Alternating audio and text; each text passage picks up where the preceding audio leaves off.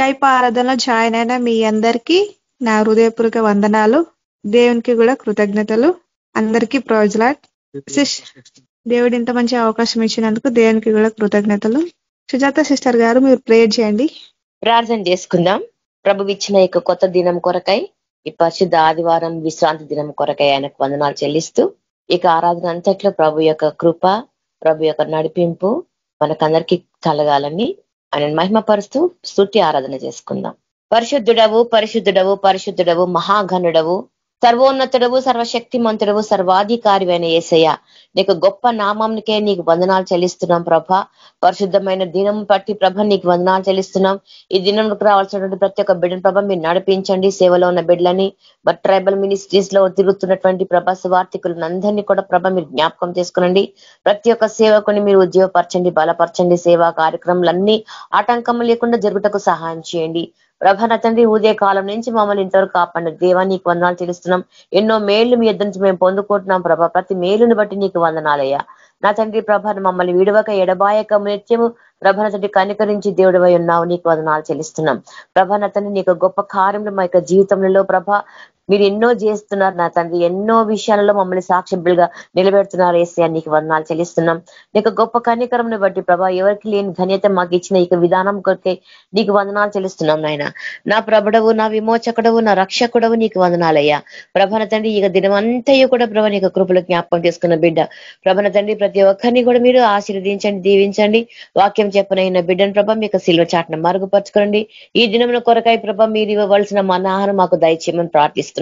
ప్రతి ప్రార్థనను ఆలకించి దేవుడవు నీకు వందనాలు ప్రభ. నా తండ్రి గొప్ప దేవుడవు ఆశ్చర్య క్రియలు జరిగించే మా యేసయ్య ఈ సాయంత్రకాల సమయంలో ఈ కూటమికి ప్రభావ వచ్చిన చేరిన అందరి బిడ్డలను బట్టి నీకు వందనాలు చెల్లిస్తున్నాం. ప్రతి ఒక్క బిడ్డ అవసరతలు అక్కర్లో ఎరిగిన దేవుడవు ప్రభ. ప్రతి ఒక్కరు హృదయాంధ్రంలో ఎరిగిన దేవుడవు నా తండ్రి ప్రభ. మాకు ఏం అవసరమైనదో నీకు తెలుసు ప్రభ.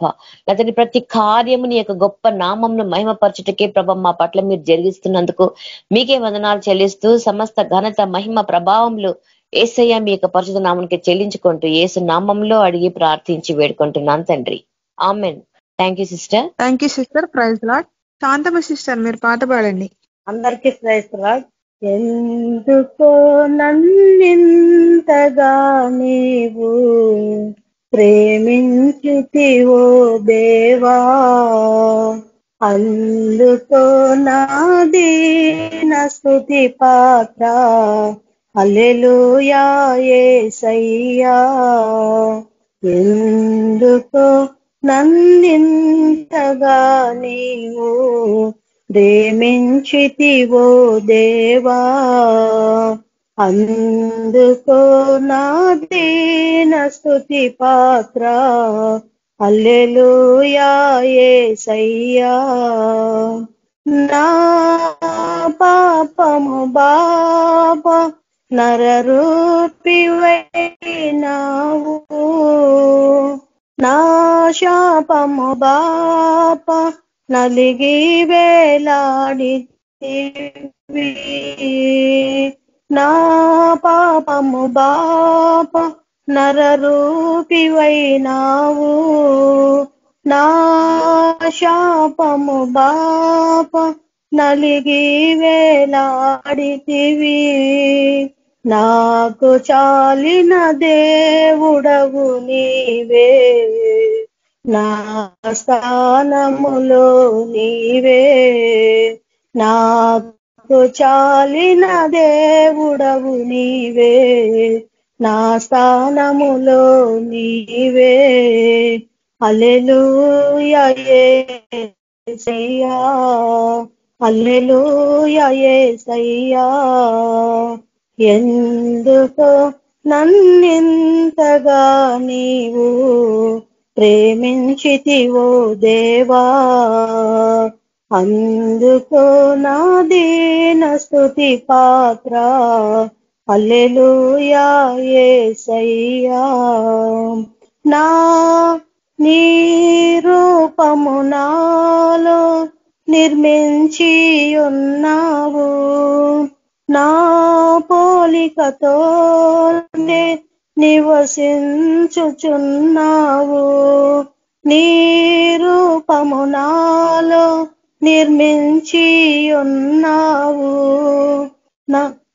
నా రూపములోనే నివసించుచున్నావు. నీవు నన్ను ఎన్నుకొన్నావు. నా కొరకై నీ కృపలో నీవు నన్ను ఎన్నుకొన్నావు. నా కొరకై నీ కృపలో. హల్లెలూయా యేసయ్యా, హల్లెలూయా యేసయ్యా. ఎందుకో నన్నింతగా నీవు ప్రేమించితివో దేవా. అందుకో నా దీన స్తుతి పాత్ర. హల్లెలూయా యేసయ్యా. నా శ్రమలు సహించి నా ఆశ్రయమైనావు. నా వ్యాధులు భరించి నన్నాదుకున్నావు. నా శ్రమలు సహించి నా ఆశ్రయమైనావు. నా వ్యాధులు భరించి నన్నాదుకున్నావు. నన్ను నీలో చేర్చుకున్నావు. నన్ను దాచి ఉన్నావు. నన్ను నీలో చేర్చుకున్నావు. నన్ను దాచి ఉన్నావు. హల్లెలూయా యేసయ్యా, హల్లెలూయా యేసయ్యా. ఎందుకో నన్నింతగా నీవు ప్రేమించితివో దేవా. అందుకో నా దీన స్తుతి పాత్ర. హల్లెలూయా యేసయ్యా. నీ సన్నిధి నాలో, నా సర్వము నీలో. నీ సంపద నాలో, నా సొంతము నీలో. నీ సన్నిధి నాలో, నా సర్వము నీలో. నీ సంపద నాలో, నా సొంతము నీలో. నీవు నేను ఏకమగు వరకు నన్ను విడువానంటివే. నీవు నేను ఏకమగు వరకు నన్ను విడువానంటివే. హల్లెలూయా యేసయ్యా, హల్లెలూయా యేసయ్యా. ఎందుకో నన్నింతగా నీవు ప్రేమించితివో దేవా. అందుకో నా దీన స్తుతి పాత్ర. హల్లెలూయా యేసయ్యా, హల్లెలూయా యేసయ్యా. నా మనవులు ముందే నీ మనసులో నెరవేరే. నా మనుగడ ముందే నీ గ్రంథములో నుండే. నా మనవులు ముందే నీ మనసులో నెరవేరే. నా మనుగడ ముందే నీ గ్రంథములో నుండే.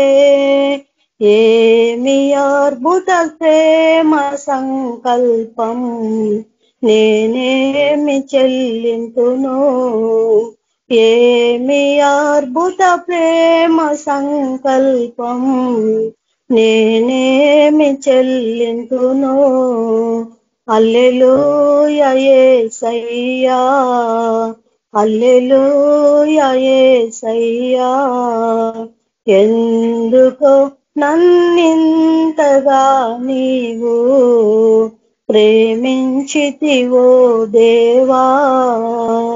అందుకో నా దీన స్తుతి పాత్ర హల్లెలూయా యేసయ్యా హల్లెలూయా యేసయ్యా హల్లెలూయా యేసయ్యా hallelujah. Praise the lord sister. Thank you sister. Thank you sister. Praise lord. మన మధ్యలో షాలోమ్ అక్క మనకు వాక్యం అందిస్తారు. ప్రైజ్ లార్డ్ అక్క. Praise lord sister. వాక్యం అందించండి అక్క. అందరికీ ప్రైజ్ లార్డ్. మనము ప్రార్థన చేసుకున్న వాక్యాన్ని మొదలు పెట్టుకున్నాము. చిన్న ప్రార్థన స్తుతి స్తోత్రం పరిశుద్ధాత్మ దేవ కృపక్కని కరంగల దేవ మహోన్నతుడ గొప్ప దేవ సర్వోన్నతుడ సర్వశక్తివంతుడ రాజ్యం యొక్క నామానికి లెక్కలేని విలాయాలు వందనాలు స్తోత్రాలు చెల్లిస్తున్న తండ్రి ఏసియా వాకు ప్రభాతం ఇచ్చినటువంటి సమయం బట్టి వందనాలు చెల్లిస్తున్న తండ్రి ఏసియా ప్రభాతం మరి వాక్యాన్ని ప్రభాతం చెప్తున్న ప్రభావ మీ యొక్క ఆత్మను దయచేయండి మా సొంత జ్ఞానాన్ని కొట్టి పారేయండి ప్రభావ ఏసియా ప్రభాతాన్ని మేమందరం ప్రభావ విని అది వాక్య హృదయంలో భద్రపరుచుకున్న ప్రభాతాన్ని మార్పు జీవితం అందరూ దయచేయండి ప్రభాతాన్ని ఇచ్చిన ప్రతి బిడ్డని జ్ఞాపకం ఉంచుకొని ప్రభావ ఏ సమస్యను ప్రభావ మీకు నామని తీసివేయండి ప్రభావ ఎలాంటి ఆటంకం జరగకుండా వాక్యం మీరు మాట్లాడి ప్రభావ మీరే మైనపని ప్రార్థిస్తూ యేసుక్రీస్తు నామము నా ప్రార్థిస్తున్నాను మా తండ్రి ఆమేన్. అయితే నేను వాక్యము జాన్ చాప్టర్ 14th వర్స్ యోహాను సువార్త 14వ అధ్యాయము. ఇక్కడ దేవుడు మాట్లాడుతున్నాం. ఫస్ట్ దేవుడు మనకు ఈ లోకంలో శరీరధారిగా ఉన్నప్పుడు ఎన్నో సువార్తలు మనకు అందించాను కదా. అయితే ఆ వాక్యాన్ని నేను ఈరోజు షేర్ చేద్దాం అనుకుంటున్నాను. ఒకసారి దేవుడు మనతో మాట్లాడుతున్నాడు. John chapter 14. ఈ హృదయమును కలవరపడనీయకుడి దేవుని యందు విశ్వాసం ఉంచుచున్నారు నా యందును విశ్వాసం ఉంచుడి. అయితే అప్పుడు దేవుడు శరీరధారిగా ఉన్నప్పుడు మన దగ్గర మాత్రం అప్పుడు దేవుడు అంటే పరిశుద్ధాత్మను మనం ఇంకా వాళ్ళకి ఎవరికి తెలియదు కదా. అప్పుడు యేసయ్య శరీరధారిగా ఉన్నప్పుడు ఆయన్ని సమస్తమే ఆయననే దువాత చెప్పడానికి వచ్చినప్పుడు ఆయన మాట్లాడుతున్నప్పుడు అప్పుడున్న సేవకులతోని అక్కడ ఉన్న శిష్యులతోని ప్రజలతో అందరితో అని మాట్లాడుతున్నాడు అనమాట. దేవుడు ఏమని చెప్తున్నాడంటే మీ హృదయమును కలవరపడనీయకుడి దేవుని యందు విశ్వాసం ఉంచుచున్నారు నా యందును విశ్వాసం ఉంచుడి. అయితే అప్పుడులో దేవుడు సువార్త అందించిండు. ఏమని ఆయనే పరలోక రాజ్యం కోసం చాలా చాలా మటుకు యేసయ్య పరలోక రాజ్యం కోసం ఆయన చాలా వివరించిండు. మనము ఇంకా ఏ విధంగా ఉండాలని నడుచుకోవాలన్నది చాలా ముందే ఆల్రెడీ మనకి దేవుడు నేర్పించిండు. ఒకవేళ దేవుడే చెప్పకపోయి ఉంటే మనకి ముందే ఫస్ట్ ఏమో పాత నిబంధన ఫాలో అవుతుండే. బట్ ఆ తర్వాత కూడా మళ్ళీ మనకి దేవుడు ఆయననే స్వయంగా ఆయన శరీరధారిగా వచ్చి మన కోసము వాళ్ళ వాక్యము మనకి అంత అంటే చెప్పడానికి దేవుడు వచ్చిండు. అంటే అది ఎంత ప్రాముఖ్యమైన ఎంత ఇంపార్టెంట్ అన్ని దేవుడు మన కోసం వచ్చి చెప్పిండు. అక్కడ శిష్యులతో చెప్తూ మీరు దేవుని విశ్వాసం ఉంచుతున్నారు కదా, మరి నా యందు కూడా విశ్వాసం ఉంచుడు. అంటే దేవుడు ఏ విధంగా మనం అనుకోవాలి. ఇప్పుడు ఏసయ్య శరీరధారిగా వచ్చిండు. చాలా మంది కన్ఫ్యూజ్ అవుతూ ఉంటారు. అప్పుడు ఏసయ్యని అప్పుడు ఆల్రెడీ ఏషియా గ్రంథంలో దేవుడు ఏసియా జన్మిస్తాడు అని చెప్పి కూడా మనకి ఆల్రెడీ కన్యక గర్భవతి అయ్యి కుమారుని గన్నము ఆయన పేరు పెట్టు అనేసి ఆ వాక్యాన్ని మనం ఆల్రెడీ చదివినాము. ఎన్నోసార్లు మనము అది ఏషియా గ్రంథంలో కూడా చూస్తుంటాము. అది నెరవేరింది. అయితే దేవుడు మళ్ళీ కూడా ఆ వాక్యాన్ని అది గుర్తు చేస్తా ఉన్నాడు ఇక్కడ వాళ్ళకు. మళ్ళీ దేవుడు ఏమంటున్నాడు సెకండ్ వర్స్ లో ఇక్కడ, నా తండ్రి ఇంత అనేక నివాసంలో కలవు లేని ఎలా మీతో చెప్పుదును, మీకు స్థలము స్థిరపరచ వెలుచున్నాను. నేను వెళ్ళి మీకు స్థలము స్థిరపరచినడలా నేనుండు స్థలములో మీరును ఉండులాగున మరలా వచ్చి నా యుద్ధ నుండుటకు మిమ్మల్ని తీసుకొని పోవుదును. ఇంత స్పష్టంగా దేవుడు ఈ మంచి మాట నా తండ్రి ఇంట అంటే ఏసీ అక్కడ తను తగ్గించుకొని నా తండ్రి ఇంట అనేక నివాసం కలవు అని ఆయన ఏసీ చెప్తున్నాను. ఆయనే దేవుడు ఎట్లా డైరెక్ట్ మనకి వాక్యము డైరెక్ట్ చాలా మందికి అర్థం కాదు. మనం ఎట్లా అర్థం చేసుకుంటాం అంటే చాలా మంది తండ్రి కుమారు పరిశుద్ధాత్మ అని వేరేగా అనుకొని మాట్లాడతాం. ఇక్కడ దేవుడు తండ్రి ఇంట అనేకములు అంటే ఆయననే మనకి ఇక్కడ మాట్లాడుతున్నాడు. అది ఏ విధంగా అర్థం చేసుకుంటారు ఇక్కడ ప్రజలు వేరేగానే అర్థం చేసుకుంటారు. అంటే డైరెక్ట్ గా దేవుడు మనకి వాక్యంలో ఇట్లా కొన్ని వర్సెస్ మనం ఇప్పుడు దేవుడు శరీరధారిగా ఉన్నాడు కాబట్టి దేవుడు ఆ విధంగా మాట్లాడుతున్నాడు. ఇక్కడ నా తండ్రి ఇంట అనేక నివాసములు కలవు లేనేడల్లా మీతో చెప్పుదును, మీకు స్థలము స్థిరపరిచి వెలుచున్నాను అని దేవుడు చెప్తున్నాడు. అక్కడ నేను వెళ్ళి మీకు స్థలము స్థిరపరిచినడలా నేనుండు స్థలములో మీరును ఉండులాగున మరలా వచ్చి నా యుద్ధ నుండటకు మిమ్మల్ని తీసుకొని పోవుదును. అయితే ఈ వాక్యము విన్న తర్వాత దేవుడు స్పష్టంగా చెప్తుంది, నేను వెళ్తున్నాను, నేను మళ్ళీ తిరిగి వస్తాను, మీరు నాతో ఉండులాగున. అంటే ఎంత ప్రేమించిన దేవుడు, ఆ విషయం కూడా మనకి దీంట్లో వాక్యం అర్థమవుతా ఉంది. ఇప్పుడు మనం మనకి ఇష్టమైన వాళ్ళు మనతో ఉండాలని ఎలా అనుకుంటాము, అదే విధంగా యేసయ్య కూడా ఇప్పుడు మనల్ని ఎంతో ప్రేమించింది కాబట్టి మన కొరకు అని సిద్ధపరచడానికి మళ్ళీ వెళ్ళిండు. అయితే ఇది కూడా దేవుడు క్లియర్ గా చెప్తా ఉన్నాడు ఇక్కడ, నేను వెళ్ళుచున్న స్థలమునకు మార్గం మీకు తెలియనని చెప్పాను. అయితే ఈ వాక్యం విన్న తర్వాత అందుకు అక్కడ చూడండి, అందుకు తోమా, ప్రభువా ఎక్కడికి వెళ్ళుచున్నావో మాకు తెలియదే, ఆ మార్గం మేలాగు తెలియనని ఆయన అడగగా, ఇప్పుడు చూడండి తోమా అక్కడ ఆయన దేవుని శిష్యులే ఉన్నారు, వాళ్ళకు కూడా అర్థం కాలేదు. ఆయన ఏమన్నాడు, నేను ఇక్కడ వేసా 4వ వచనంలో అంటున్నాడు, నేను వెళ్ళుచున్న స్థలమునకు మార్గం మీకు తెలియనని చెప్పాను. ఇది ఎందుకనంటే దేవుడే చెప్తున్నాడు, నేను వెళ్ళే స్థలం మీకు తెలుస్తుందని. మరి ఎట్లా తెలుస్తుంది ప్రభా అని చెప్పి తోమ అడుగుతా ఉన్నాడు. అప్పుడు ఏసయ్య ఏమంటున్నాడు 6వ వచనంలో చూడండి, ఇది చాలా మనకి క్లియర్ గా, యేసు నేనే మార్గమును సత్యమును జీవమును, నా ద్వారానే తప్ప ఎవడును తండ్రి యొద్దకు రాడు అని స్పష్టంగా చెప్పింది. అప్పుడు వరకు తోమకు కూడా అర్థం కాలేదు. వెళ్ళుదంటే మనం వెళ్ళాల్సింది ఏసయ్య దగ్గరికి. ఏసేనే మార్గము, ఏసేనే సత్యము, ఆయననే జీవము. మనం ఎక్కడ వెళ్ళాలి అంటే ఆయన దగ్గరికి, ఆయననే వెతుక్కోవాలా, ఆయన కోసమే మనం వెళ్ళాలి. ఏసయ్య చెప్తున్నాడు, మరి మీరు ఏ మార్గంకి వెళ్ళాలి, అక్కడ ఇంకా వేయడానికి మనం పోతున్నామా? లేదు. మరి we are going to be with Jesus. అంటే ఈ వాక్యం దేవుడు మాట్లాడుతున్న స్పష్టంగా నేనే మార్గమును ఉన్నాడు. మరి దేవుడే మార్గమైనప్పుడు మళ్ళీ ఇంకా వేరే వారి మార్గం ఏమని వెతుకుతాం ఈ లోకంలో? మనము చాలా మంది అంత ఏదేదో వెతుకుతూ ఉంటారు కదా, ఎన్నో రకాలుగా. నేను ఇది చేయాలా, నేను అది చేయాలా, నేను ఇట్లా సక్సెస్ఫుల్ గా ఉండాలి, లోకంలో నేను ఈ విధంగా చేస్తే ఇట్లా సక్సెస్ఫుల్ గా ఉండగలుగుతాను. The wanted to have the fame. అయితే వాళ్ళు అనుకుంటారు లోకంలో ఉన్నందుకు నేను ఈ వాక్యం అంటే వాళ్ళు ఉండే ప్రవర్తన ఎట్లా ఉండాలి, ఎవరు నన్ను ఏ విధంగా గుర్తు చేసుకుంటారని చెప్పేసి. కానీ దేవుడు ఏమంటుండే, ఏసు అంటూ నేనే మార్గంలో ఉన్నాను చెప్తున్నాడు. ఆయననే మార్గం. మనం ఏ మార్గం వెతకడానికి వీలే లేదు. ఇంకా చాలా మంది వెతుకుతా ఉంటారు, ఇంకా ఏదేదో వెతుకుతా ఉంటారు. ఇంకా అసలు అక్కడ ప్రూఫ్ ఆల్రెడీ దేవుడు ఇచ్చింది, నేనే మార్గంలో ఉన్నానంటే. ఇంకా ఆలోచనలు ఏదేదో ఆలోచనలు కలిగి బతుకుతా ఉంటారు. అంటే వాళ్ళు they don't have any reason. అంటే కొంతమందికి ఇంకా అస్సలే తెలియదు అనమాట. అంటే దేవుడు మన కోసం ఒక ప్రణాళిక కలిగి ఉన్నాడని కూడా వాళ్ళకు తెలియదు అనమాట. ఇప్పుడు మనం దేవుని నమ్ముకున్న వాళ్ళం అయినా కూడా మనకి కూడా చాలా మంది సేవ చేస్తుంటాము, మనం వాక్యం షేర్ చేస్తున్నాము. బట్ మనం ఏం చేస్తున్నాం అనేది దేవుడు అంటే నేనే మార్గంలో ఉన్నాను. మరి దేవుని యొద్దకు మనం ఎలా అంటే ఆయనలో ఆయననే సత్యమే ఉన్నాడు. ఇంకా ఏం వెతుకుతున్నాం మనం? ఇక్కడ చాలా మంది వాక్యం ఆయన మార్గం అయినప్పుడు ఆయన కోసం మనం ఆలోచన చేయాలి. మన కాన్సన్ట్రేషన్ అంతా ఆయన మీదనే ఉండాలి. ఏ పని చేసినా కూడా మన మార్గం, నువ్వు చేసే ప్రతి పనులు కూడా ఆయన మార్గానికంటే ఆ మార్గానికి దారి తీయాలంటే ఏసుల యుద్ధకి అంటే ఆయనకు నువ్వు సాటిస్ఫై చేయాల. మనము ఎవ్రీథింగ్ మనం ఏదైతే చేస్తున్నామో, మనం ఏదైనా చేస్తున్నాం, వర్క్ చేస్తున్నాం పలా దగ్గర వేరే దగ్గర ఎక్కడెక్కడో ఉంటుంటాం. సో ఇతరులకు ప్లీజ్ చేసే దానిలాగా కాకుండా మనము ఏసే కోసం వెళ్తున్నా అంటే వాక్యం ఆయనని ప్లీజ్ చేస్తుందా లేదా ఏసేను. మనం చాలా మంది వాళ్ళు ఓన్ డెసిషన్స్, వాళ్ళ మార్గం ఓన్. కానీ ఏసాడు నేనే మార్గంలో ఉన్నాను. మళ్ళీ ఇంకా ఏం ఆలోచన చేయగలుగుతాం మనం? ఏం చేయలేము. సత్యం కూడా ఆయననే ఉన్నాడు, అన్ని ఆయననే ఉన్నాడు. జీవమును నేనే అంటున్నాడు ఆయననే. అంటే జీవము, ఇప్పుడు జీవం చాలా మందికి అసలు జీవం అంటే బతుకుతున్నారు కానీ జీవం అనేది లేదు. ఆయన నీలో ఉన్నప్పుడు జీవం కలిగి ఉంటాం. ఈ వాక్యం కూడా మనం ఎన్నోసార్లు షేర్ చేసుకున్నాము. వాక్యం జీవం అంటే ఏంటి అని మనము షేర్ చేసుకున్నాం. మనలో ఉండడమే, మనం ఆయన ఇష్టం, ఆయన క్రియలు చేయడమే, ఆయనకు నగనాలు కలిగి ఉన్నప్పుడు ఆయన జీవం మనలో మనం జీవించగలుగుతాము. నా ద్వారానే తప్ప ఎవడును తండ్రి వద్దకు రాడు అని చెప్పి దేవుడు చెప్తా ఉన్నాడు. అంటే everything what ever you do, anything, అంటే నువ్వు ఎంత సంపాదించి ఎంత ఫేమ్ ఉన్నా, నువ్వు ఏమన్నా ఉండండి, అదన్నీ కూడా వ్యర్థమే.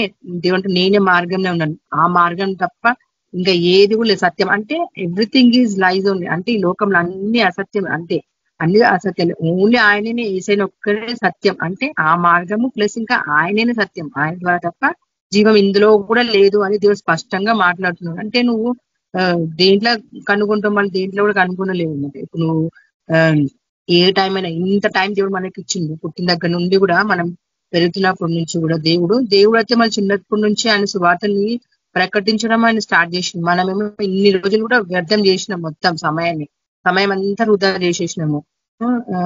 మరి జ్ఞానం వచ్చిన తర్వాత కూడా ఇంకా నేర్చుకునేలాగానే ఇంకా ఉంటున్నాము.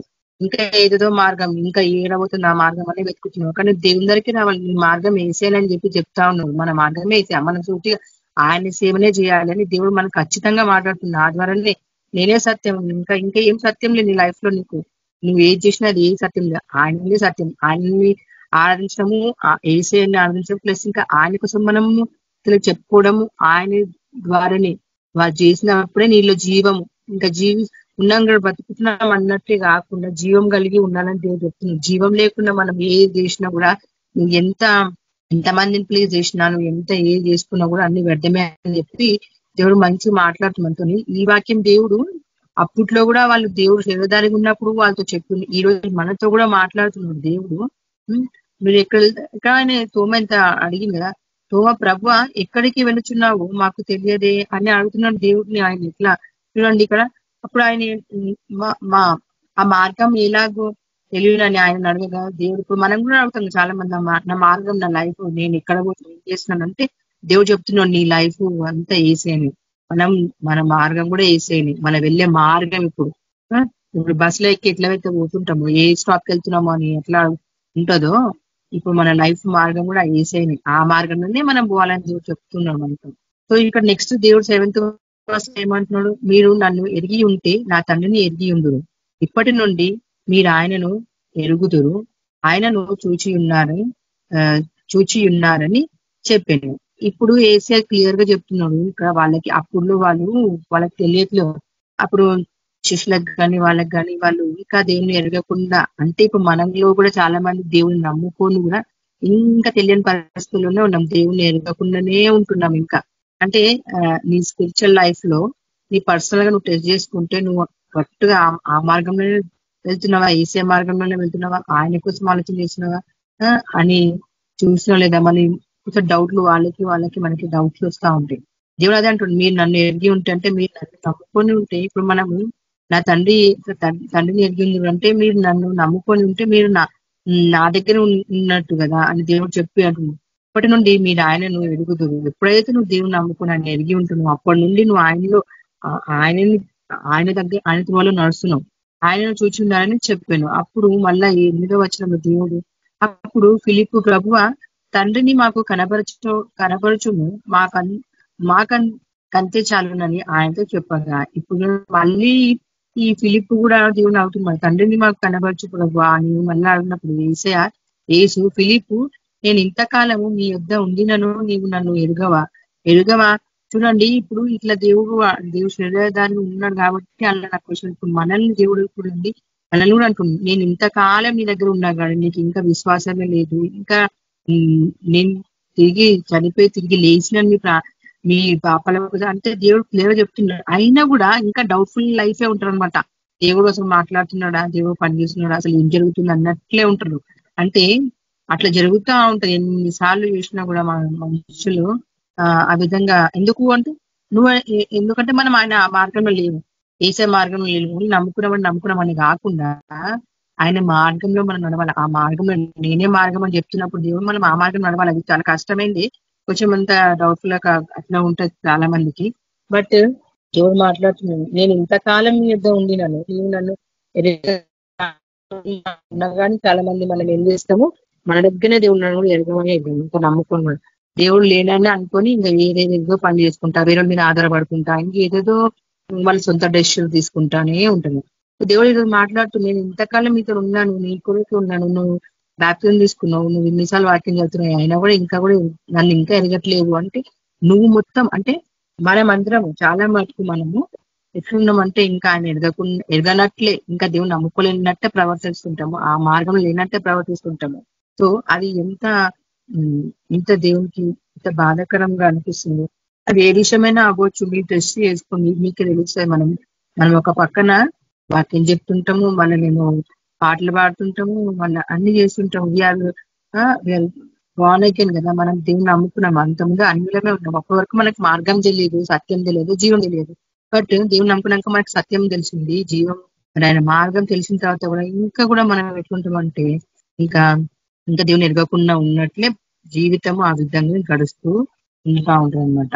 అంటే వాళ్ళకి తెలియకుండా భ్రమపడుతున్నాను అన్నట్టు వాక్యం కూడా మనం విన్నాడు. ఇట్లా ఇట్లా దేవుడు మాట్లాడుతున్నాడు, నన్ను చూచిన వాడు తండ్రిని చూచి ఉన్నాడు గనుక తండ్రిని మాకు కనుపరచమని ఇలా చెప్పుచున్నావు. చూడండి ఇప్పుడు ఇంత క్వశ్చన్ ఇంత దేవుని చూసుకుంటే కూడా మళ్ళీ తండ్రి నుంచి ఉందంటే మళ్ళీ మనం మన పరిశుద్ధాత్మ ఉంటుంది, వాక్యం ఉంటుంది, మళ్ళీ దేవుడు మాట్లాడుతూ ఉంటాడు బైబిల్ ద్వారా. మళ్ళీ మాట్లాడిన ప్రభా అంటారు. కానీ దేవుడు వాక్యం ద్వారా మాట్లాడి గ్రహించకుండా మనం ఏం చేస్తాం, దేవుడు మాట్లాడలేదేమో, ఇంకా అది కాదేమో మళ్ళీ డౌట్లు కూడా రేజ్ చేస్తూ ఉంటాం మనమే. ఇట్లా నేను చూసినాను. బట్ నాకు కూడా ఒక్కొక్కసారి నేను కూడా అప్పుడు అనుకునేదాన్ని నిజంగా, అప్పుడు నాకు తెలియకుండా. బట్ తర్వాత తెలుసుకున్నా నేను చాలాసార్లు కూడా నేను కూడా ఫస్ట్ ఇన్ని ఇయర్స్ నుంచి కూడా నేను చిన్నప్పటి నుంచి మేము హాస్టల్లో వెళ్ళినాము, అక్కడ దేవుని స్వార్థ పెట్టిండ్రు తెలుగు. బట్ ఇంత డీప్ గా దేవుని వాక్యం కూడా మాకు అంత తెలియదు. తర్వాత నేను తెలుసుకున్నాను వాక్యం ద్వారా, వాక్యం విని మళ్ళీ ముఖ్యంగా అయితే మా సిస్టర్ సాక్ష్యం వల్ల తెలుసుకున్నాను నేను. అంత ముందుకైతే ఇంకా నార్మల్ గా మనం తెలుసుకున్నాం అన్నట్లు ఉంటుండే నేను. బట్ నేను మా అక్క సాక్ష్యం వల్ల ఫస్ట్ నేను చాలా డీప్ గా తెలుసుకున్నా. ఇంకా ఎందుకంటే ఎక్స్పీరియన్స్ తో మనం చెప్పినప్పుడే మనం తెలుసుకుంటాం అనమాట. సాక్ష్యాలు కూడా మనకి ఎంతో బలం, అంటే దేవుణ్ణిలో మనం ఎదగడానికి కూడా మనకి ఎంతో విశ్వాసాన్ని ఇస్తా ఉంటాయి మనకి. అట్లా వేరే వాళ్ళ సాక్ష్యాలు విన్నా కూడా నేను అప్పుడు అనుకున్నాను, అంటే నమ్ముతుండే కొంతమంది ఏమో మనకి అంత క్లియర్ గా అనిపించదు. బట్ ఇది మనం రియల్ గా చూసి మనం తెలుసుకున్నాం కాబట్టి ఇంకా దేవుడు మనతో ఇంకా ఎక్కువ డీప్ గా మాట్లాడుతున్నాడు, తెల ద్వారా మాట్లాడుతుంది. సో దేవుడు ఈరోజు మనతో ఏం మాట్లాడు, దేవుడు మనతోనే ఉన్నాడు. మనతో ఉన్నా కూడా ఇంకా డౌట్ఫుల్ గా దేవుడు సాయం చేస్తున్నా లేదు, దేవుడు మాట్లాడుతున్న లేదు అని చెప్పేసి అనుకుంటున్నాను.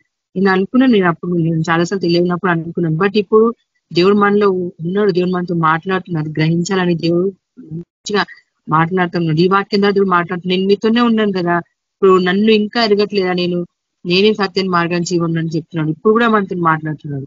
10వ వచనంలో చూడండి, తండ్రి యందు నేనును నా యందు తండ్రియు ఉన్నామని నీవు నమ్ముటలేదా అని వాళ్ళకి ఆ రోజు అడిగిన క్వశ్చన్ వేసింది. నేను మీతో చెప్పుచున్న మాటలు నా ఎంతటా నేనే చెప్పుటలేదు, తండ్రి నా యందు నివసించు నా క్రియలు చేయుచున్నాడు. ఇప్పుడు చూడండి, మనలో కూడా వేసే ఉంటే దేవుడి ఆయన క్వశ్చన్ వాళ్ళకి వేసి నన్ను సేవదారిగా ఉన్నాడు కాబట్టి ఆయన తండ్రి యందు నేనును నా యందు తండ్రి ఉన్నాడని దేవుడు చెప్పిండు. మనకు కూడా దేవుడు తండ్రి అంటే మనలో వేసి ఉన్నాడు.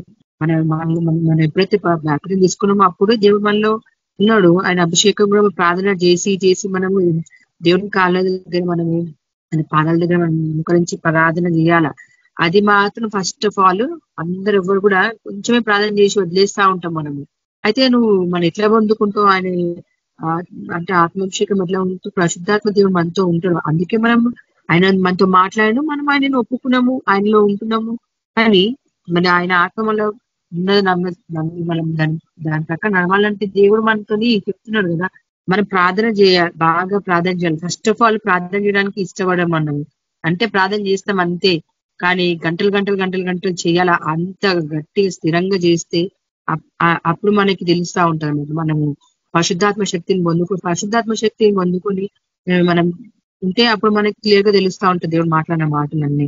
దేవుడు అంటూ నేను మీతో చెప్పుచున్న మాటలు నా ఎంతటా నేనే చెప్పుటలేదు, తండ్రి నా యందు నివసించు తన క్రియలు చేయుచున్నాడని దేవుడు వాళ్ళతో ఆ దినములు వాళ్ళతో చెప్పింది. ఇప్పుడు మనతో కూడా అంటుంది దేవుడు అంటూ నేను మీతో ఉన్నాను కాబట్టి మనం ఏదైనా కూడా మనము సువార్త కానీ ఇంకా వాక్యం చెప్పంటే ఏ పని చేయగలుగుతాము, అన్ని ఆయన ద్వారానే మనం చేయగలుగుతాం అని దేవుడు మాట్లాడుతున్నాం.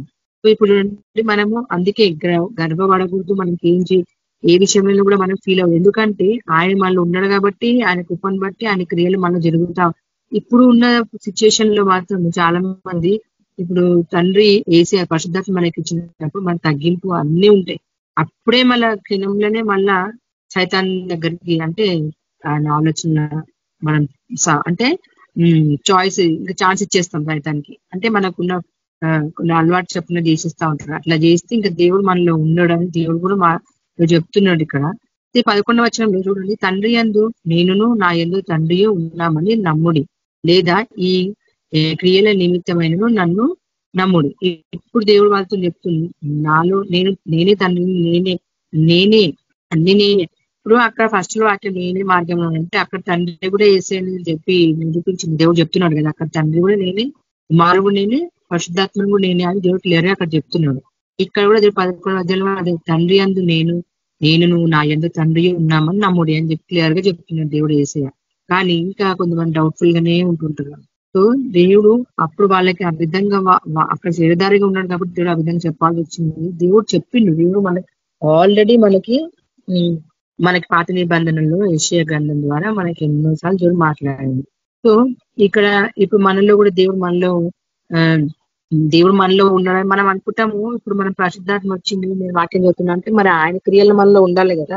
ఆయన క్రియలే ఉండవు కానీ మళ్ళా అన్ని మనం ఏదో చేస్తూ ఉంటాం. అంటే ఆయనకు నచ్చని పనులు చేసుకుంటా ఉంటే ఇంకా మనలో వేసే ఎక్కడ ఉంటాడు. ఇంకా దేవుడికి బాధ కలుగుతా ఉంటది. దేవుడు ఎంత బాధపడతా ఉంటాడు. దేవుడు ఉంటాడు మనల్ని వదిలేం అసలు దేవుడు పోనేపోడు. దేవుడు మనల్ని ఎంతో ప్రేమించే వాళ్ళు మనల్ని వదిలిపోతారా పోరు. ఎంతో కష్టం ఉన్నా అందుకనే ఉంటాడు. దేవుడు నిరూపించిన అది కూడా చెప్తున్నాడు దేవుడు. చూడండి, తండ్రి మనలో ఉన్నప్పుడు మనం ఆయనకి ఇష్టమైన పనులు చేయాలా, ఆయనకి ఇష్టమట్లుగా ఉండేలాగా మనము చూసుకుంటా ఉండాలి. కానీ అట్లా చేయకుండా మనము ఏం చేస్తూ ఉంటామంటే చాలా తప్పులు అంటే మర్చిపోయి వేరే చేస్తాం. మళ్ళీ అట్లా చేయకుండా దేవుడు మనకి జాగ్రత్త పడమని చెప్తున్నాడు. ఈరోజు మాట్లాడుతున్న దేవుడు తండ్రి మనలో ఉన్నప్పుడు మనం ఎట్లా ఉండాలి, దేవుని క్రియలను చేయడానికి ఇష్టపడాలి. ఇప్పుడు ఏదైనా తెలియకుండా మనం చేసిన కూడా క్షమాపణ కూడాలి దేవుని దగ్గర అని దేవుడు మనతో మాట్లాడుతున్నాడు. ఎన్నోసార్లు దేవుడు మనతో మాట్లాడుతూ ఉంటాడు. ఆయన కూడా టర్న్ చేసేస్తూ ఉంటారు చాలా మంది చాలాసార్లు. దానికోసం ఆ విషయం కూడా మర్చిపోతారు. అట్లా ఉంటే ఇంకా దేవుడు మనతో ఉండడానికి కాదు, అసలు దేవుడు మన దగ్గర ఉంటాడు. కానీ దేవుడు బాధపడతా ఉంటాడు. దేవుడు మనము వాక్యం కూడా ఎంత ముందుకి దేవుడు సన్నిధి మనం వదిలే వెళ్ళిపోతుందని సామెత గ్రంథంలో కీర్తనలో మనకి చంద్రశేఖరంగా మళ్ళీ ఇంత వేరే సేవకు అంటే మన సేవకు మన దాంట్లో ఉన్న వాళ్ళు కూడా ఎన్నోసార్లు షేర్ చేసే వాక్యాన్ని అందులో చూసాం. మనం దేవుని సన్నిధి మనలో ఉన్నాడంటే ప్రతిరోజు మనం ఆయన్ని ప్రార్థిస్తూ ఆయన క్రియలు ఆయన గుణగణాలు కలిగి ఉండాలని చెప్తున్నాడు దేవుడు. 12వ వచనంలో దేవుడు ఏమంటుండు, నేను తండ్రి యొద్దకు వెళుచున్నాను గనుక నేను చేయు క్రియలు నా యందు విశ్వాసం ఉంచు వాడును చేయును. ఇప్పుడు చూడండి, మనము దేవుణ్ణి విశ్వసించినప్పుడు ఆయన క్రియలు కూడా మనం చేయాలి. మళ్ళీ ఆయన విశ్వాసం ఉంచి మనం చేయాల. దేవుడు చేసిన క్రియలని మనం చేయాలని దేవుడు మనతో మాట్లాడుతున్నాడు. నేను చేయు క్రియలు నా యందు విశ్వాసం ఉంచు వాడును చేయును అని చెప్పి దేవుడు మంచిగా మాట్లాడుతూ చెప్తుంది. వాటికంటే మరి గొప్పవి అతడు చేయునని మీతో నిశ్చయముగా చెప్పుచున్నాను.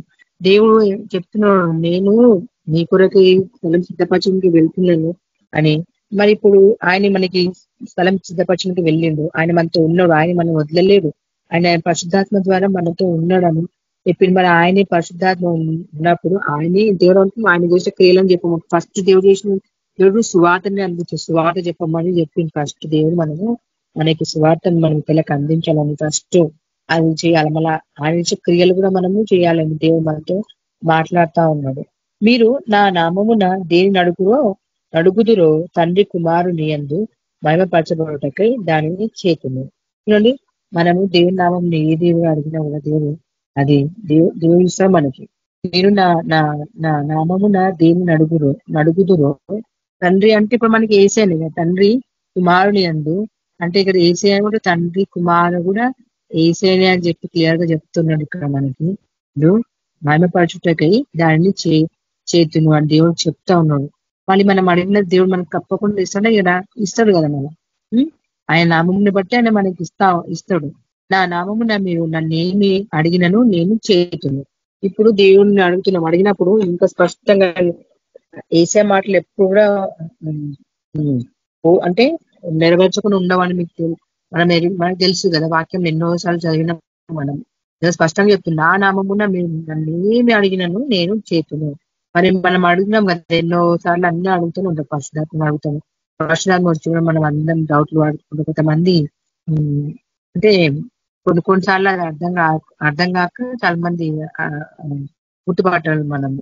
బట్ దేవుడు మనం అంటే అడిగినామంటే వచ్చేసింది కదా, ఇంకా వచ్చేసిందని నమ్మేసుకోవాలి మనం. ఇంకా ఏది అడిగినా కూడా అది చదువుల విషయంలో చదివే జ్ఞానమే అడగవచ్చు. నువ్వు నీకు ఏదైనా అవసరం ఉండి వస్తువే అడగవచ్చు. ఇచ్చేసింది దేవుడు. ఆల్రెడీ దేవుడు చెప్పిందిగా నన్ను అడిగినవన్నీ నేను ఇస్తాను చేస్తాను చెప్పేసినాక మళ్ళీ డౌట్లు పడతా ఉంటాం మనం. మళ్ళీ డౌట్లు ఎందుకు పడాలి? మళ్ళీ డౌట్లు పడినామంటే అది పోయినట్టే. ఎందుకంటే సైతాన్ని పనిచేస్తుంది. అప్పుడు మన దగ్గర సైతాన్ని పనిచేస్తుంది. సైతాన్ పని చేసి నువ్వు నిమిషమనే నువ్వు డౌట్ అన్నప్పుడు అది వెళ్ళిపోతుంది. మళ్ళా దేవుని మీద మళ్ళీ అనుకుంటాం దేవుడి నేను అడిగిన దేవుడి లేడని చెప్పి మళ్ళీ దేవుని మీద అనుకుంటాం. దేవుడు ఆల్రెడీ ఇచ్చేసిన నమ్మితే నీకు వచ్చేస్తుంది. అది ఏ విషయమైనా కూడా అది దేవుడు క్లియర్ గా మాట్లాడుతుంది. నా నామమున మీరు నన్ను ఏమి అడిగినాను నేను చేతును అని చెప్పి క్లియర్ గా చెప్తున్నప్పుడు నమ్మేశాల. మళ్ళీ ఏం చేస్తారు అడిగేసి మళ్ళీ డౌట్ పడంగానే ఏమైతుంది నువ్వు అడిగింది అది ఇంటర్ ఇంకా వెళ్ళిపోతుంది. అది ఏముండదు. మళ్ళీ పైనుంచి దేవుడిని నిందేస్తుంటారు. దేవుడిని అడిగినా కానీ దేవుడు లేడని అనుకుంటుంటారు. అది తప్ప దేవుడు అందుకే మాట్లాడుతుంది. ఈరోజు క్లియర్ గా మీ హృదయాలను ఓపెన్ చేసుకొని దేవుడు మాట్లాడుతున్నాడు. ఓపెన్ మైండెడ్ గా మంచిగా మనం దేవునందు విశ్వసించి ఈ వాక్యాన్ని హృదయాల్లో పెట్టుకొని మనం అడగాలి దేవుణ్ణి. ఈ నామం ఎత్తి మనము అంటే ఈ వర్సెస్ ఎత్తి బట్టి నువ్వు మాట్లాడి ఖచ్చితంగా విశ్వసిస్తే దేవుడు అది తప్పకుండా మీకు జరుగుతూ ఉంటాం. అంటే అది ఏ విషయమైనా కావచ్చు, జ్ఞానమే కావచ్చు, నీకు ఇంకా అవసరతలు ఏవైనా కావచ్చు, అది ఏవైనా కావచ్చు. బికాజ్ నేను కూడా చాలాసార్లు అనుకుంటాను. మళ్ళీ నేనైతే ఏమనుకుంటున్నా అంటే డౌట్లు పడాలంటే నార్మల్ గా డౌట్ కానీ నేనేమనుకుంటాను ఆల్రెడీ నేను అడిగేసినాను, ఆల్రెడీ దేవుడు తీసి పెట్టేసిండు, I will receive whenever the time comes అని చెప్పి గమనం చూస్తాను. అట్లా అనేసి మళ్ళీ మనం నార్మల్ గా వీకెండ్లీగా కాకుండా దేవుడు చేసామని నాకు ఇచ్చినందుకు వందనాలు ప్రభా అని చెప్పి మనం దేవునికి కృతజ్ఞతలు కూడా చెప్పాలి. మనం ఇక్కడ 15వ అధ్యాయంలో దేవుడు మాట్లాడుతున్నాడు, మీరు నన్ను ప్రేమించిన ఎడల నా ఆజ్ఞలను గైకొందురు. ఇప్పుడు చూడండి ఈ వాక్యం దేవుని ప్రేమిస్తున్నామని చెప్తా ఉంటాం. దేవుని సువార్త చెప్తున్నా, నేను దేవుని నమ్ముకున్నా, నేను దేవుడు అంటే నాకు చాలా ఇష్టము అని ఇట్లనే చెప్తారు. కానీ ఆయన ఆజ్ఞలను మాత్రం మనము ఫాలో అవ్వం. అందులో ఆయన ఆజ్ఞ ఏంటిది? ఒకటి దేవుని ఓన్లీ దేవుణ్ణి నేను క్రిస్టియన్ అని చెప్పుకోవడం ఒకటేనా? కాదు కదా. దేవుడు చెప్తున్నాడు అదే. ఫస్ట్ ఆఫ్ ఆల్ ఇది ఇంపార్టెంట్, చాలా చాలా. దేవుడు ఏమంటున్నాడు? మీరు నన్ను ప్రేమించిన వల్ల నా ఆజ్ఞ గైకొందురు అని స్పష్టంగా చెప్తున్నాడు దేవుడు. మరి గైకొనాలి ఆయన ఆజ్ఞ ఏంటిది? ఎన్నో ఆజ్ఞ దేవుడు ఒక్కదాంటే ఎన్నో 10 కమాండ్మెంట్స్ ఉన్నాయి. అందులో మళ్ళీ ఇక్కడ కొత్త నిబంధన 2 చేసిన దేవుడు మళ్ళీ నేను వాళ్ళని పూర్ణంగా ప్రేమించాలని చెప్తున్నాడు. నీ పూర్ణ హృదయంతో, పూర్ణ ఆత్మతో, పూర్ణ శక్తితో దేవుని ఆరాధించాలని చెప్తుంది. కానీ సగమేమో లోకంలో ఉంటుంది మనసు, సగమేమో దేవుని పెట్టి ప్రార్థన చేస్తూ ఉంటాం. మనం చాలా మంది ప్రార్థన చేసేటప్పుడు ఇంకా అంతా అవే కళ్ళల్లో అంతా అవే పెట్టుకొని ప్రార్థన చేసుకుంటే ఇక్కడెక్కడో తిరిగి వస్తారు. అంతా తిరిగి వచ్చి లాస్ట్ కామెంట్ అని చెప్తా ఉంటారు చాలా మంది.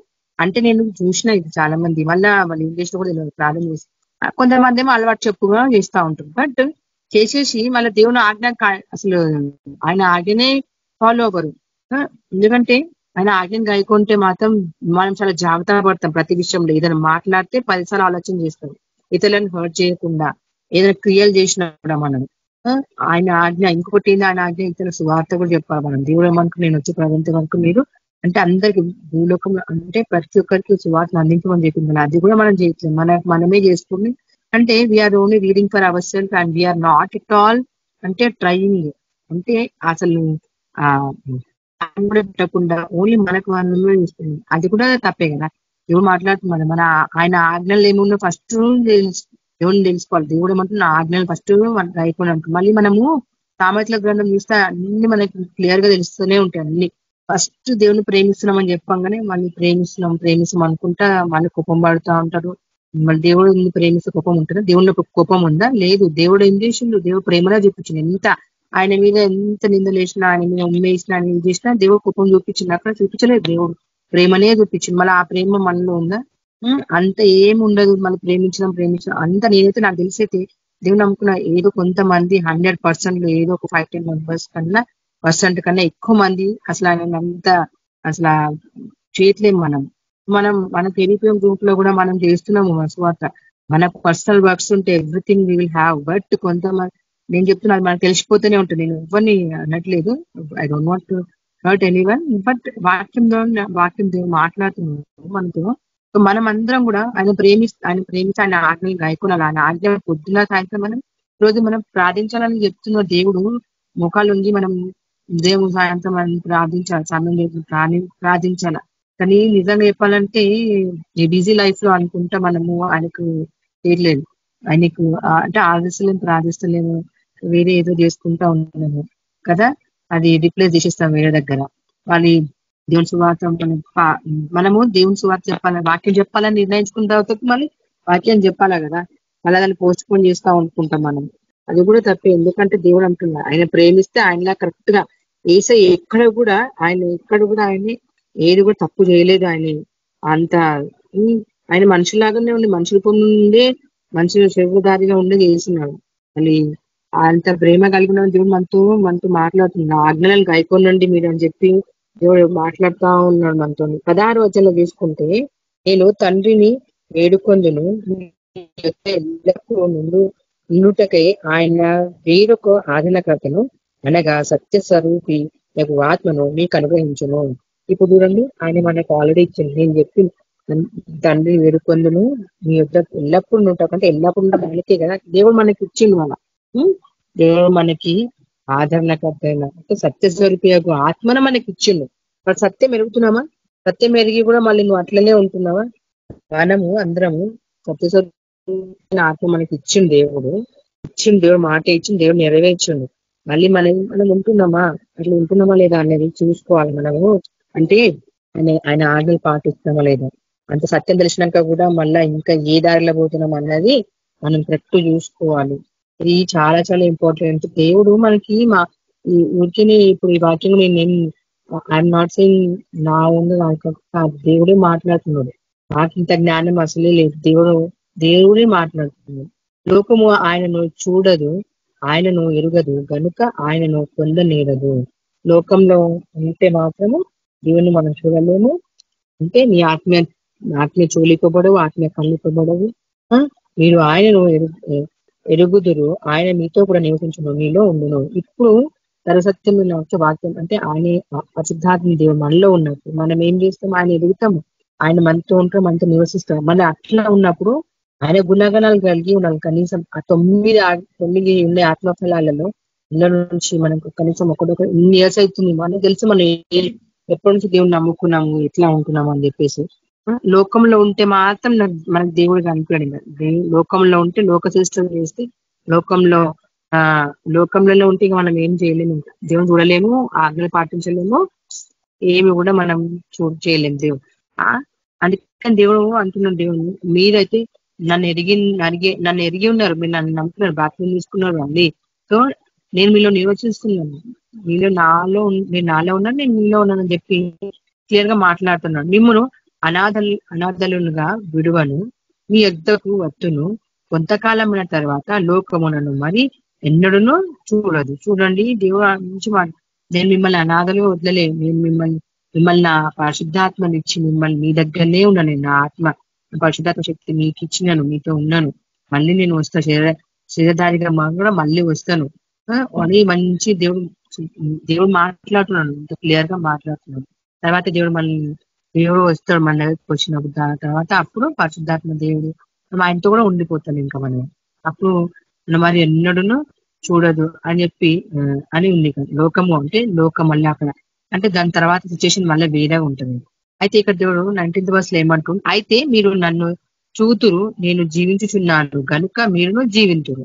ఇప్పుడు చూడండి, దేవుడు జీవిస్తున్నాడు, దేవుడు జీవాత్మే ఉన్నాడు, దేవుడు జీవం ఆయన. నేను మార్గము సత్యము జీవంలో ఉన్నాను క్లియర్గా చెప్పిండు. ఆయన ఏమంటుండో, మీరు నన్ను చూస్తారు కాబట్టి నేను జీవించున్నాను, మీరు కూడా జీవించి ఉంటారు నాలో ఉంటే అని చెప్పి దేవుడు మాట్లాడుతున్నాడు. మనం ఎందుకు ఫీల్ అవ్వాలి? మళ్ళీ అన్ని దేవుల్లో ఉన్న తర్వాత ఫీల్ అవ్వాల్సిన అవసరమే లేదు. బట్ అట్లాంటి సిచ్యువేషన్ కలిగినప్పుడు ధైర్యంగా దేవుడు మనలో ఉంటే మనం ఎట్లా అంటే నిరుత్సాహపడకుండా ఉంటాం అన్నమాట. దేవుల్లో ఉంటాం మనం. నేను నా తండ్రి అందును, మీరు నా యందును, నేను మీ అందును ఉన్నామని ఆ దినమున మీరు ఎరుగుదురు. అప్పుడు దేవుడు అంటున్నాడు, మీరు అప్పట్లో వాళ్ళకి చెప్పిన శిష్యులకు ఇప్పుడు మనతో అంటున్నారు, మీరు నా యందు ఉన్నారు, అప్పుడు మీరు చూస్తారు, మీరు అందరు మీ నాతో ఉంటారు, అప్పుడు మీరు అంటే ఆ విశ్వాసం, ఆ హోప్స్ మనకి ఉండాలి. ఆ హోప్స్ ప్రతి క్రైస్తవుడికి ఫస్ట్ ఆఫ్ ఆల్ మనకి ఈ హోప్స్ అనేదే ఉండాలి ఫస్ట్ ఆఫ్ ఆల్. కానీ ఇప్పుడు దేవుని ఆత్మ బోధకోకుండా కరెక్ట్ గా వాక్యం చదవకుండా ఏదో ఆలోచన చేసుకొని చాలా మంది జస్ట్ హియరింగ్ ఒకటే కాకుండా అది ప్రాక్టికల్ గా మనకు జరిగి ఉన్నప్పుడు అనుభవించినప్పుడు అప్పుడు కానీ మనకు తెలుస్తుంది అనమాట. చాలా మంది కూడా అందుకే మనము ఏ సిచ్యువేషన్ వచ్చినప్పుడు ఫీల్ అవ్వకుండా బాధపడకుండా అదొక ఎక్స్పీరియన్స్ దేవుడు తెలుసుకోవడానికి ఇచ్చినని చెప్పి హ్యాపీగా ఫీల్ అవ్వాలి. ఎందుకంటే నేనైతే అనుకుంటా, ఎక్స్పీరియన్స్ లేకుండా ఏది కూడా ఏమి అర్థం కాదని చెప్పి నేనైతే అనుకుంటాను. బికాజ్ ఎంత జ్ఞానం పొందుకున్నా కూడా ఎన్ని చదువులు చదివినా కూడా అది ఎక్స్పీరియన్స్ అయినప్పుడే రియాలిటీ అనేది మనకు తెలుస్తుంది అన్నమాట. అట్లా తెలియాలనే ఉద్దేశంలో దేవుడు మనకి ఇస్తా ఉంటాడు కొన్ని కొన్ని సిచ్యుయేషన్స్. సో అది మనం గట్టిగా అంటే ఉండడానికి నా విషయంలో అయితే నేనైతే చాలా సార్లు వచ్చినావు. నేను I'm not saying that I'm great in that one. నాకైతే అనుకుంటున్నాను అది చాలా కష్టతరంగానే ఉంటది. ఫస్ట్ కష్టతరంగానే ఉంటది, ఎంతో బాధగానే ఉంటది. అంటే అదొక అవకాశం దేవుణ్ణి ఆరాధించుకోవడానికి ప్రార్థించుకోవడానికి అని చెప్పి మళ్ళీ నేను అనుకుంటా థ్యాంక్ యూ గాడ్ అని చెప్పేసి అనుకుంటూనే ఉంటుంది.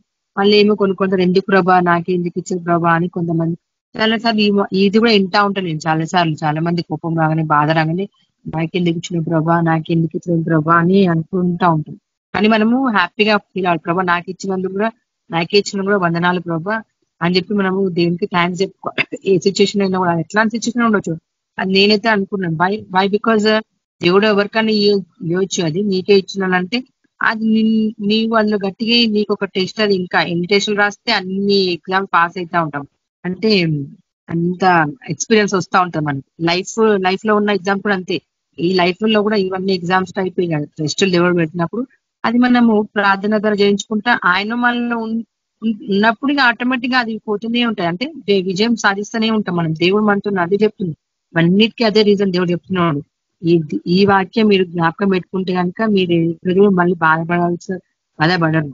చూడండి, నా 21st లో నా ఆజ్ఞలను అంగీకరించి వాటిని గైకొను వాడే నన్ను ప్రేమించువాడు. ఇప్పుడు చెప్పండి, దేవుడి వాక్యం మనము చదువుతున్నాము, వాళ్ళ స్వార్థ చెప్తున్నాము. ఆయన ఆజ్ఞలు పాటించుకోకుండా మనము ఆయన ఎట్లా ప్రేమిస్తున్నాం? మరీ చెప్తున్నాడు దేవుడు ఇక్కడ. ఆయన ఆజ్ఞలు అంగీకరించారు. ఫస్ట్ ఆఫ్ ఆల్ చాలా మంది ఏమో లేదు, సగం చేసుకుంటా చేసినాం అన్నట్లు ఫీల్ అవుతారు. సో ఇది చెప్తున్నా నేను, చాలా మంది ఎక్స్పీరియన్స్ అయితే కూడా నాలో కూడా ఉన్నాయి అవన్నీ, నేను కూడా చెప్తున్నాను. ఎందుకంటే ఆజ్ఞలు అయితే ఉన్నాయి దేవుడు. మన ఆజ్ఞలు వచ్చినప్పుడు ఏం చేస్తారు, కళ్ళు మూసుకుని ఏదో వారికి. ఇప్పుడు మనము ఫర్ ఎగ్జాంపుల్ ఈరోజు ఒకటి ఏమైందంటే, నేను షాప్కి వెళ్ళినాను. అక్కడ ఏమైందంటే మెడికల్ షాప్కి వెళ్ళినాను. అక్కడ 100 రూపీస్ ఇచ్చిన తర్వాత 75 రూపీస్ అన్నారు స్లిప్. అది నాకు వద్దులే, నాకు 2 ఇవ్వండి టాబ్లెట్స్ అని చెప్పినాను. దానికి 15 రూపీస్ అని చెప్పిండు. మళ్ళీ 15 రూపీస్ నేను ఇచ్చినాక మళ్ళీ ఆయన ఏం చేసిన 100 రూపీస్ ఆల్రెడీ నాకు ఇచ్చేసిండు. మళ్ళీ 100 రూపీస్ మళ్ళీ ఇచ్చిండు. ఇస్తే నేనేం చేసిన, మళ్ళీ రిటర్న్ ఇచ్చేసిన. ఆ దేవుని నామంలో దేవుని స్తోత్రం. ఎందుకంటే మనకి అక్కడ సైతం పనిచేయలేదు. మనం ఛాన్స్ ఇస్తే ఏమవుతుంది, ఆ సైతం కూడా మనలో వచ్చేస్తుంది. ఈ వాక్యం ద్వారా దేవుడు చూడండి, మనము అట్లుంటే దేవుడు మనలో ఉన్నాడంటే మనం అట్లాంటి తప్పు పనులు చేయమన్నమాట. అంటే ఇప్పుడు మనం దేవుని ఆజ్ఞను పాటిస్తున్నాం అనుకోండి, ఇట్లా అప్పుడు దెబ్బకి మనం అంటే మనం మారాలి. ఇప్పుడు ఫర్ ఎగ్జాంపుల్ ఎక్కడైనా పోతావు, నువ్వు పోయినప్పుడు నీతో పాటు ఉన్న స్నేహితులు కానీ ఏదైనా తప్పు చేసినప్పుడు నువ్వు వాళ్ళు పాల్గొన్నావు అనుకో, అది వాళ్ళ కోసం చేస్తున్నావు. దేవుని నామం బట్టి ఆయన్ని ప్రేమించి ఆయన ఆజ్ఞ పాటిస్తారు. దేవుడు వద్దు అని చెప్తాడు, నువ్వు మళ్ళీ వాళ్ళ దాంట్లో చెప్పినట్టు చేసినావు అనుకో, దేవుని ఆజ్ఞ నువ్వు ఎక్కడ పాటించినట్టు అవుతుంది. అంటే ఇప్పుడు టెస్ట్, అది కూడా ఒక టెస్ట్ లాంటి మనకి. అంటే అవన్నిట్లో మనము అంతే. ఇంకా మనం దేవుణ్ణిలో ఉన్నప్పుడు మనం ఎవ్వరైనా కూడా మనల్ని ఎవ్వరు నచ్చరు, మనల్ని దూరమే పెడతారు. అది దానికి కూడా వందనాలు చెప్పుకోవాలి దేవునికి. కానీ మనకి ఫీల్ అవుతాం మనం, అయ్యో ఇట్లా అయింది కదా అని అన్నట్లు. కానీ బాధాల్సిన అవసరమే లేదు. ఎందుకంటే దేవుళ్ళో మనం దేవుని కోసం చేస్తున్నాం, ఆయనని పరచడానికి చేస్తున్నాం. ఆయన సంతోషం కోసం మనం ఏదైనా వదులుకోవాల్సింది. అది దేవుడు ఖచ్చితంగా మాట్లాడుతున్నాడు మనతో. అందుకని నా ఆజ్ఞలను అంగీకరించి వాటిని గైకొని వాడి నన్ను ప్రేమించువాడు నా తండ్రి వలన ప్రేమింపబడును. నేను వారిని ప్రేమించి వానికి నన్ను కనబరుచుకుందునని చెప్పాను. తర్వాత ఇక్కడ చూడండి, తర్వాత ఇక్కడ యేసు ప్రభు ఇక్కడ ఇస్కరియోతు గాని యూదా ప్రభు, నీవు లోకమునకు కాక మాకు మాత్రమే నిన్ను నీవు కనబరుచుకొనుటకి సంభవించినని అడగగా, ఇక్కడ చూడండి, యేసు ఒకడు నన్ను ప్రేమించిన ఎడల వాడు నా మాట గాయకొనును, అప్పుడు నా తండ్రి వాణిని ప్రేమించును. మేము వాని యుద్ధకు వచ్చి వాని యుద్ధ నివాసము చేతును. దేవుడు చెప్తా ఉన్నాడు ఇవన్నీ. ఇప్పుడు స్పష్టంగా మాట్లాడుతుంది. నన్ను ప్రేమించిన దేవుడు ఏమంటుంది, కేసరి మనం ప్రేమిస్తే ఆయన దేవుని మాటను గాయకుంటాము. అంటే వీళ్ళు దాని ప్రకారం రాసుకుంటాం. అక్కడ చెప్పి Jesus answered unto him, if a man love me he will keep my words and my father will love him and we will come unto him and make our abode with him అని చెప్పి మాట్లాడుతుంది. నన్ను ప్రేమింపని వాడు నా మాటలు గాయకొన్నాడు. ఇప్పుడు చూసుకోవాలి ప్రతి విషయం మన ఫ్యామిలీలో కానీ బయట కానీ ఎక్కడ కానీ ఆయన ప్రేమిస్తే ఆయన మాట తప్పకుండా మనం గాయకుంటాం. ప్రతి విషయం తగ్గించుకోవడం, కోపం తెచ్చుకోవడం మాక్సిమం అలవాటు చెప్పుకుని వచ్చినా కూడా అది మన దెబ్బకి దేవుడు అంటే మనకి తెలిసిపోతుంది. అప్పుడే క్షమాపణ ప్రభా నేను చేయకూడదంటే నేను జాగ్రత్త పడాలని ప్రార్థన చేసుకోవాలి. మీరు వినుచున్న మాట నా మాట కాదు, నన్ను పంపిన తండ్రిదే అని దేవుడు మాట్లాడింది కదా. నేను మీ యొద్ద ఉండగానే ఈ మాటలు మీతో చెప్పి ఆదరణకర్త అనగా తండ్రి నా నామమున పంపబో పరిశుద్ధాత్మ సమస్తమును మీకు బోధించి నేను మీతో చెప్పిన సంగతులన్నిటిని మీకు జ్ఞాపకము చేయను. ఇప్పుడు చూడండి ఈ వాక్యం ఇప్పుడు మనకి దేవుడు మనకి ఆయన పరిశుద్ధాత్మ శక్తి ఇచ్చినప్పుడు మనం గాయకొని ఇవన్నీ ఉంటాయి కదా. మనలో పరిశుద్ధాత్మ శక్తి వచ్చినప్పుడు దేవుడు మనలో మాట్లాడతాడు. ఇవన్నీ దేవుడు మనతో మాట్లాడాడు, ఆల్రెడీ చెప్పింది దేవుడు. అయితే నేను వాక్యాన్ని ఇక్కడ ముగిద్దామని అనుకుంటున్నాను. సో దేవుడు ఏమనుకు మనము ఆయన ప్రేమిస్తే ఆయన ఆజ్ఞ ఫస్ట్ గాయకోనాల మనము చాలా జాగ్రత్తగా ఉండాలండి. మనము దేవుడు మనతో ఈరోజు మాట్లాడిన వాటిని 6th verse ఒకసారి చూసుకుందాము. యేసు నేనే మార్గమును సత్యమును జీవమును నా ద్వారానే తప్ప ఎవడును తండ్రి వద్దకు రాడు అని దేవుడు మాట్లాడంటే ఏసేనే మన మార్గము, మన సత్యం, మన జీవం అంటే మన life everything whatever we are doing everything is only Jesus అనమాట. అది మనం లక్ష్యంగా పెట్టుకొని అదే మన లైఫ్ పెట్టుకొని మనం ముందుకు పోవాలి. ఆయన కోసం జీవించాలి, ఆయన సువార్తను అందించాలి. మన ఫస్ట్ మనము ఆయనకు అంటే ఆయనకి ఇష్టంగా ఉండాలి, ఆయన ఆజ్ఞలు పాటించాలి. దేవుడు చిన్న వాక్యం దీవించి ఆశీర్వదించిందాక ప్రార్థన చేస్తున్నాను. ప్రార్థన స్తోత్రం పరిశుద్ధాత్మ దేవ కృపా కనికరంగల దేవ మహోన్నత సర్వోన్నత సర్వశక్తివంతుల భూమి ఆకాశం సృష్టించిన గొప్ప దేవుడే ఉన్నావు ప్రభా. తండ్రి మా కొరకు ప్రభా ఈ లోకంలోకి వచ్చి ప్రభా ఈ ప్రభా ఎన్నో కష్టాలు పడి ప్రభా మా కొరకు మనం పొంది ప్రభా తిరిగి లేచిన గొప్ప దేవ ఏసీ ఆమె యొక్క నామానికి లెక్క వేలాది వందనాలు ప్రభా. ఏసియా ప్రభా వాక్యం నన్ను గాయకున్నట్టు మీ యొక్క ఆజ్ఞలను గాయకొనాలి ప్రభా. దాని ప్రకారం అవ్వడానికి ప్రభాతాన్ని మరి మీతో శక్తి అలాగే మాకు దయచేస్తుంది. ప్రతి దినము ప్రభాతాన్ని నూతన శక్తిని పొంది ప్రభా మీకు సువార్తను అన్నింటికి సమర్పించండి. విన్న వాక్యాన్ని సైతం ఎత్తుకపోకుండా ప్రభాతాన్ని నూరంతులుగా ఫలించటకు మీకు కృపను దయచేసి ప్రభా మీరే మహిమ పొంది ప్రభాతాన్ని మాకు మార్పుల జీవితం అందరికి అనుగ్రహించమని మాకు తోడుగా నడిపించినందుకు మీకు లెక్కలేని మిలాది వందనాలు స్తుతులు స్తోత్రాలు చెల్లిస్తూ యేసుక్రీస్తు నామమున ప్రార్థిస్తున్నాను నా తండ్రి. Amen. Praise the lord. Amen. Thank you sister. Praise the lord. Rufus brother మధ్యలో రవి బ్రదర్ ఉన్నాడు. రవి బ్రదర్ బ్లెస్సింగ్ ఇచ్చేయండి. బ్రదర్ ప్రైజ్ లార్డ్ బ్రదర్ అందరికి సిస్టర్ బ్రదర్స్ బ్లెస్సింగ్ ఇవ్వండి. మన ప్రభు అయిన యేసుక్రీస్తు కృప సమాధానం నడిపింపు మనకి అందరికీ KBPM గ్రూప్ లో ఉన్న బ్రదర్ సిస్టర్ కుటుంబీకులందరికీ నిత్యం ఈ ఆరాధనలో పాల్గొంటున్న కుటుంబీకులకి ఇంకెవరైతే రాలేదు వాళ్ళకి ఈ నిత్యం ఇక ఆన్లైన్ ప్రేయర్ లో యూట్యూబ్ లో వింటున్న వాక్యం వింటున్న ప్రతి కుటుంబాలకి సదాకాలం తోడేను గాక. Amen. Praise lord brother sisters అందరూ ప్రైజ్ లార్డ్. ప్రైజ్ లార్డ్ అందరికీ praise lord. Amen. Praise lord అలా. Praise lord brothers and sisters. Everybody praise lord. అందరికీ ప్రైజ్ లార్డ్. ప్రైజ్ లార్డ్ అక్క. ప్రైజ్ లార్డ్ అందరికీ. ప్రైజ్ లార్డ్ అందరికీ.